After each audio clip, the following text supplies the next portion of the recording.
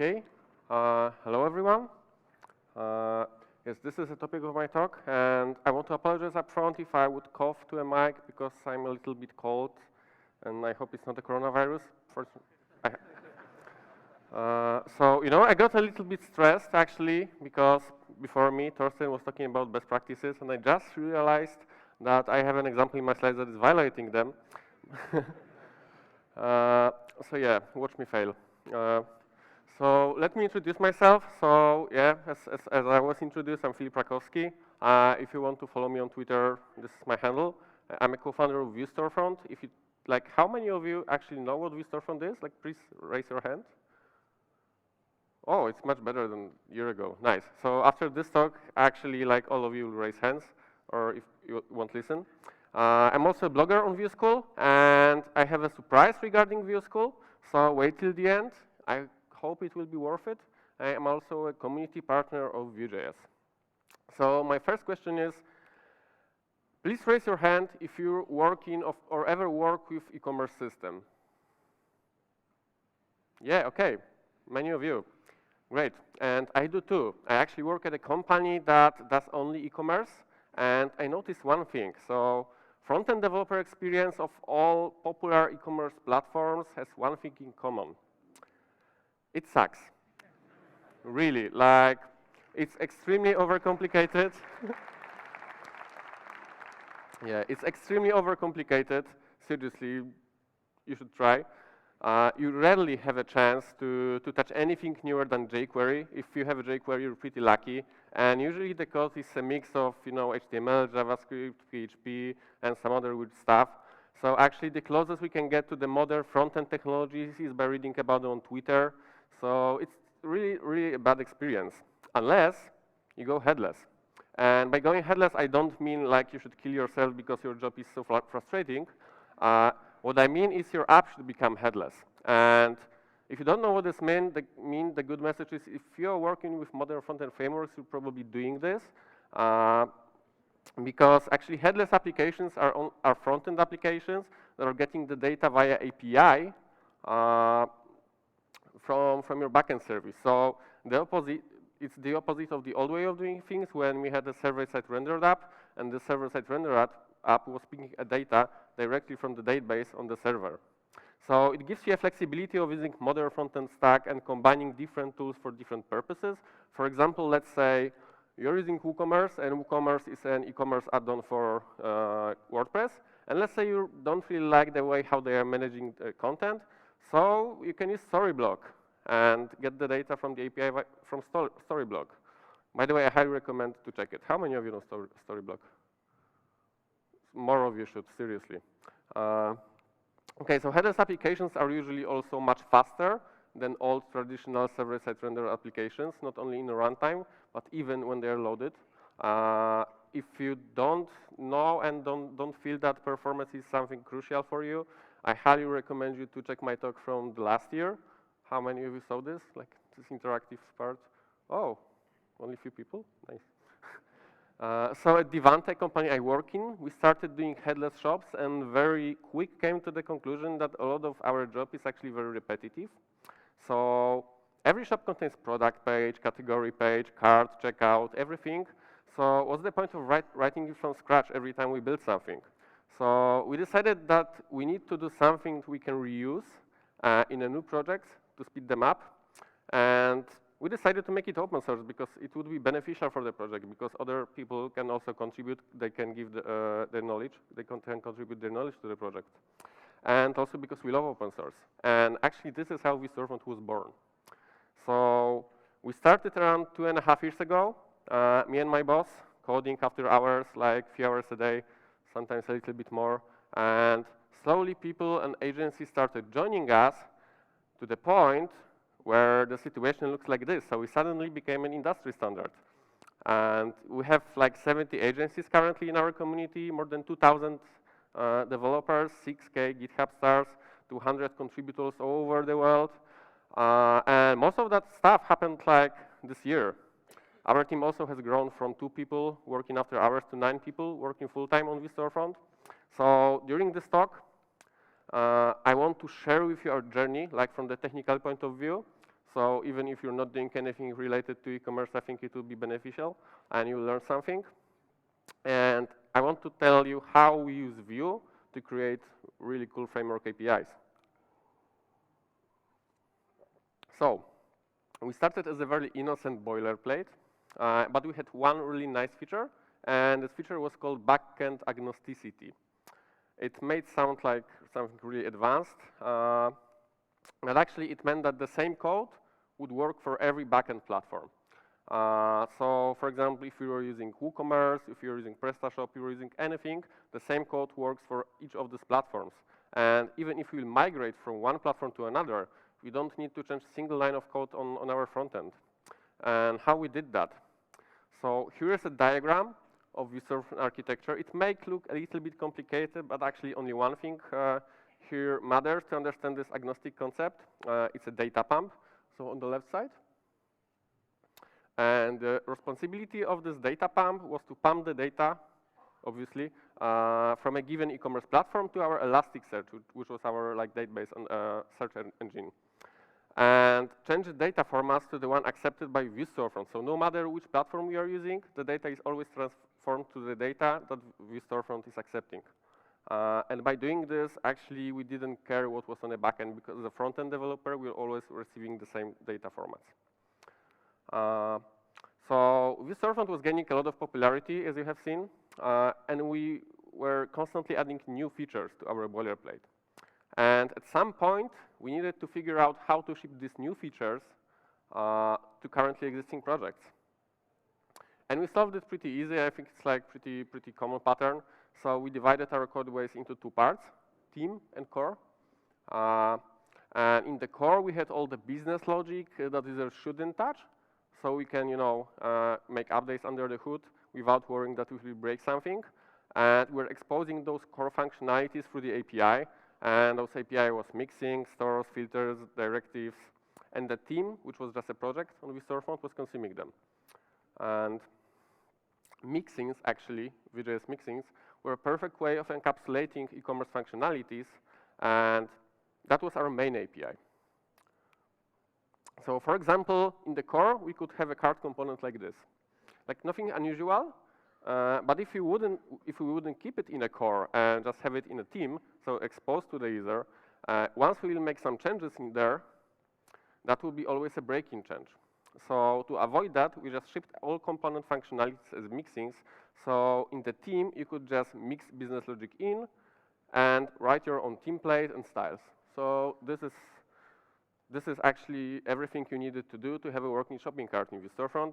And we had such stuff for every component, and it was like 40 of them. So yeah, pretty huge API. And once we solved that issue, another one came in. So Vue Storefront was full of features, but we knew that not everyone needs all of them. And also some people need completely different features than the one that we shipped. So we needed to find a way of adding and removing certain features in an easy way. And the solution to this problem was also pretty easy, even though the code examples that you will just see may sound complicated. So we needed a way to copy everything related to a certain feature in one place, and ideally maybe ship it as NPM package. So this is how we came up with idea for modules. And if it sounds Angularish to you, don't be worried. It's nothing related to Angular. So every module contained mixings, Vue stores, routes required for a given feature to work. So that was like a tiny micro application. And what was great about modules is the fact that there was only one place when we were registering all of that stuff. And that place was a module function. So the module function looked like this. And if you could notice, it had access to app instance, store, router, app config. And you were able actually to hook into all of these places in just one place. And you could imagine that we could pass even more context here if we want. So if we have more extension points, we can pass them to the signature and still hook into them from one place. So it's really handy. Now when we wanted to register a module, we just needed to pass it to register module function with some optional config. So it works exactly the same like Vue plugin, but has a little bit more capabilities hidden under the hood. So actually, modules became our public API and also became our extension API. Our community was shipping their own modules and publishing it on GitHub. And even though at that time, all the solutions seemed to be awesome to us, we were designing all of them in a big rush. And after some time, we started noticing their weaknesses. So those weaknesses were mostly related to the fact that we had too much of everything to maintain. So the API surface was huge. I told you that we had like 40 components, and all of them had their functions, the data properties, which all of that was a public API. And API surface was very close to implementation details, so that was a problem, because it was hard to iterate fast at new features without breaking changes. Also, we needed to spend efforts on maintaining not only e-commerce related parts of our application, but also server-side rendering, module system. Also, all of those features needed to be documented, so we also had to write a lot of docs. So we can imagine that we were actually doing a lot of unnecessary work. So we realized at some point that fixing those problems would require breaking changes and would require actually breaking most of our APIs. So it could be either one big update that is impossible to apply by any user, or a year of constant minor updates. And none of these options would actually satisfy our users. I think like none of these options would also satisfy you. So we decided that we need to start from scratch. So after building something for 2 years, you know exactly how certain problems should be worked out and what to be cautious about. So those are more or less the high-level goals we wanted to achieve with this rewrite. So we wanted to significantly reduce amount of code to maintain by our users, but also amount of code maintained by us, so we can iterate faster. We wanted to reduce the API surface because it was pretty huge. We wanted to improve developer experience, so we wanted people to rely on auto-suggestions, type checking, stuff like that, instead of forcing them to, just go to the documentation. We also wanted to speed up the process of writing shops and make it more flexible. And we called all these efforts Vue Storefront Next. And like this name is pretty obvious, like Vue Next, everything next. To be honest, I wanted to call it Vue Storefront Capybara, but they didn't let me. Fortunately, I made my point, and we have a new team with that name. So we can start it on GitHub. And we wanted to put developers first and provide really good developer experience. So our first assumption was that having this middleware, so this Elasticsearch and this data pump, could add a lot of complexity to the hosting and deployment, so we should get rid of it. So we can just create a Vue Storefront project with a single CLI command and then deploy it anywhere. For the API, our initial idea was to make smaller and more declarative API layer and use scope slots instead of mixins. They're not perfect, but at least they are giving you information about what you have access to. So that could be this card component in a form of scope slot. The problem with scope slots is that you have access to this data only from the template. You can't really configure this component, override methods, do stuff like that, unless you make some kind of a factory that actually outputs you different components with scope slot based on the parameters. But to be honest, like if you find yourself doing stuff like that, you're totally over-engineering, and you probably are going too far, and you probably should rethink like what you're doing. So we're about to accept the drawbacks of scope slots, and then accidentally I saw the news about composition API plugin that was literally my face after seeing this. Like, wow, it was such a great coincidence. Like stuff like this didn't happen. Suddenly, solution to all of our problems came out of nowhere. So when the choice was obvious, we will use composition API. And this is actually how the card could look like with composition API. That led us to create readable, friendly, and hackable APIs. And in comparison to old mixins, it looked so much better. Like that was a mixin. Like you know literally anything about what you're doing here. And this is like composable. This is how I like to call these functions, composables. There is no official naming, but I'll be agitating for this one. So thanks to the fact that composition API returns reactive objects, you can do a lot of magic under the hood, and just compose your application from tiny, independent micro apps. It's really, really handy. And we had composables actually to interact with all common data entities. So product, category, cart, checkout, all of them had a composable that was a dedicated micro application.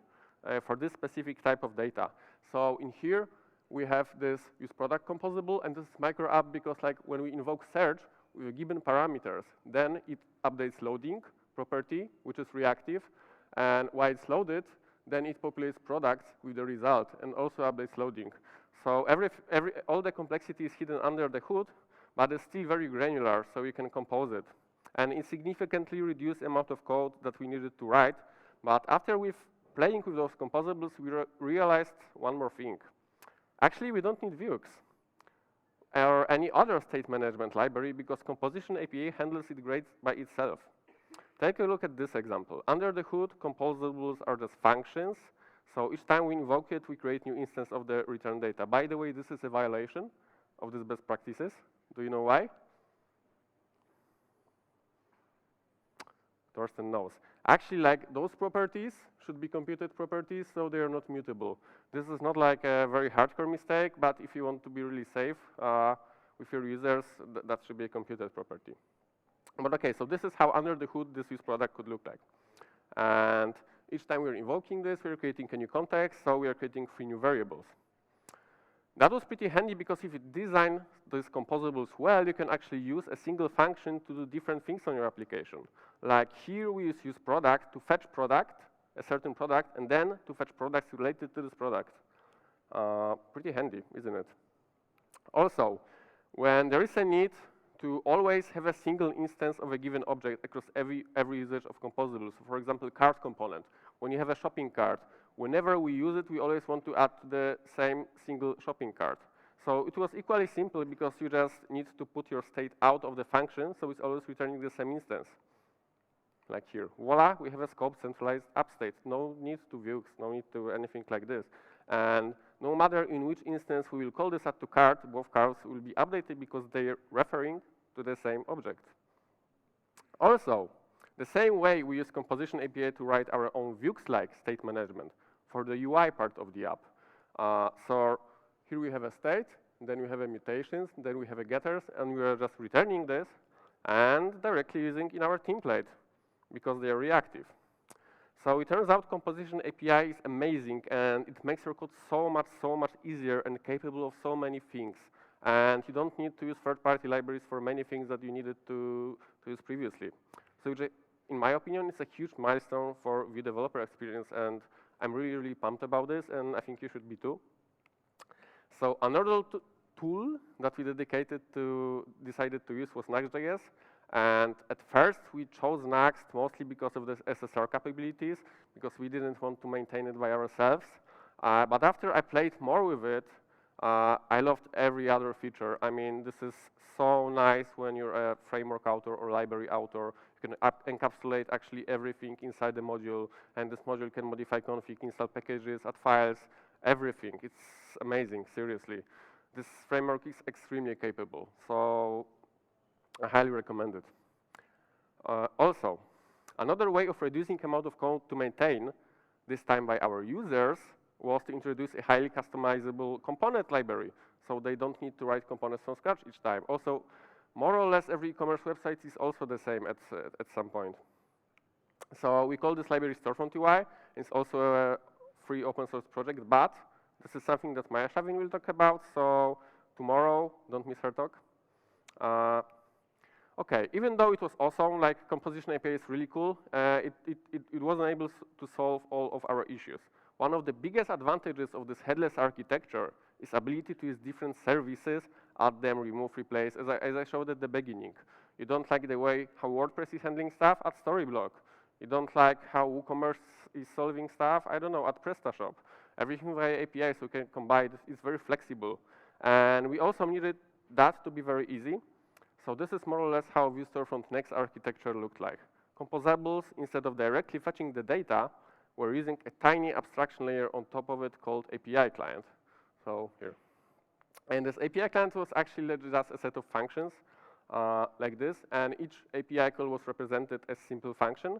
And this is a really small abstraction layer, but it gives you a lot of flexibility because it has an interface and actually it doesn't care how you're getting the data and from where you're getting the data. So for example, under the hood, you can change the REST API to GraphQL, or you can even change the data source. So that was our mechanisms of overriding those functions. And you can use them to enrich your data, for example, with something from the external service. Or this super actually is calling the basic version of this function. So we're getting the product, then we are getting the reviews from external service, and then we are enriching this product with reviews. So instead of using like the different integration for your e-commerce platform, you can enrich it with some external services. You can even like totally change the way how you're getting certain data formats. Like for example, you can fetch it from external PIM instead of getting it from your e-commerce platform.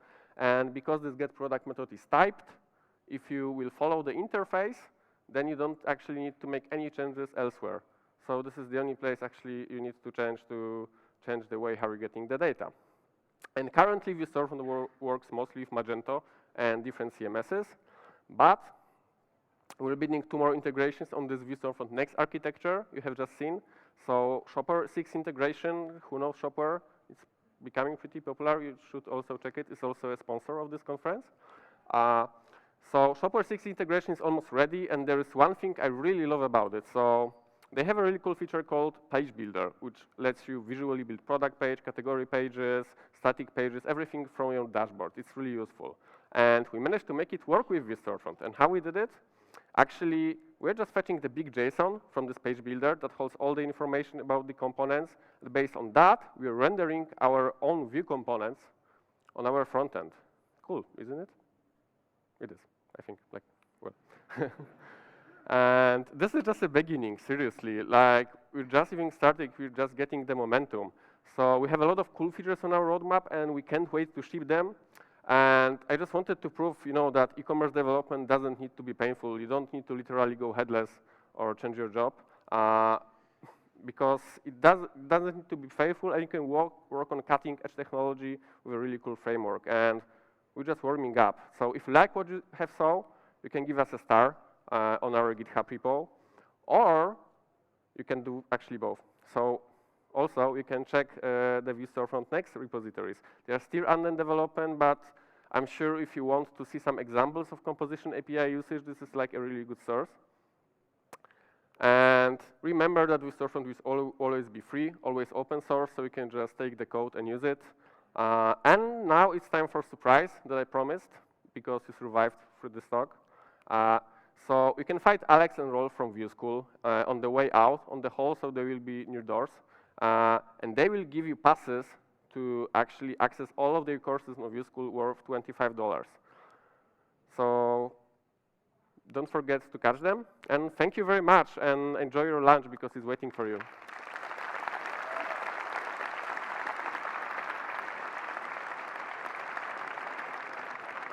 All right, thank you so much.